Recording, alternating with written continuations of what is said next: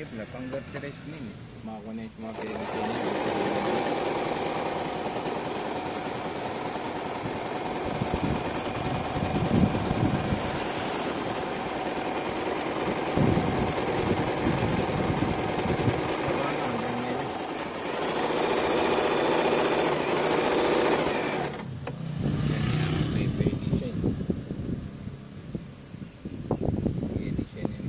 Tayo pa na design niya.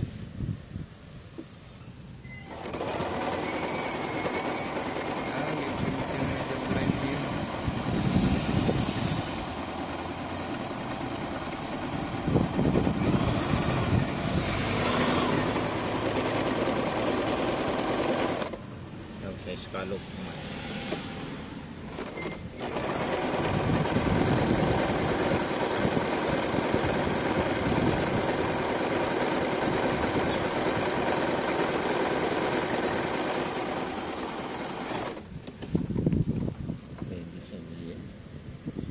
Sulit.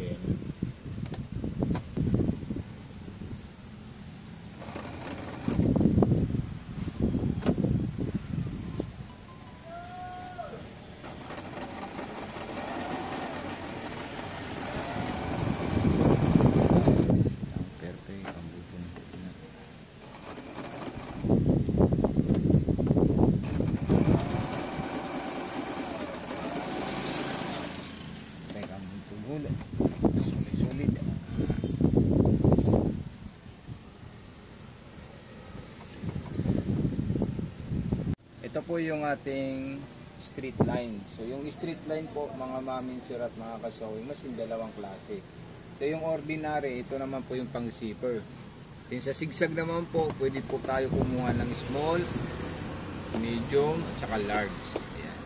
Then dito naman po yung pang garterize natin at saka pang heming natin. Ayan, apat po yan, isa, dalawa, tatlo, apat. Ito naman po yung mga iba't ibang klaseng tahi para sa mga cotton spandex. Then meron tayong scallop design at meron po tayong button holder. Ayan, tatlo po yung button holder natin. Yung tawag po natin sa button holder, ito pong 2 in 4. So ito po siya. Ayan. Tapos ito naman pong 3, yung pabalagbag pa atras. Din yung 1, yung pabalagbag pa abante. Yan. Tapos babalik naman po tayo sa 2 para matapos natin yung button holder. So distance, pag nasa 0, masyadong masinsin, hindi tatakbo yung sewing machine natin. So kailangan po ilalagay natin dyan sa 2, 3 at saka 4. So itong button holder, may indicator po tayo dito na dalawang klase. Yan, red at saka black. Hanggat dito lang po tayo pag gagawa po tayo ng button holder. Maraming salamat. Okay mga mamin sir, so ito pong Singer brand po natin is napakamahal po to sa totoong price. Okay, so makikita natin mamaya or ipapakita po natin yung original price at saka yung buong picture ng sewing machine. So ito, napakamura lang po to sa amin. Bibigay lang po namin ito sa inyo ng 7.5.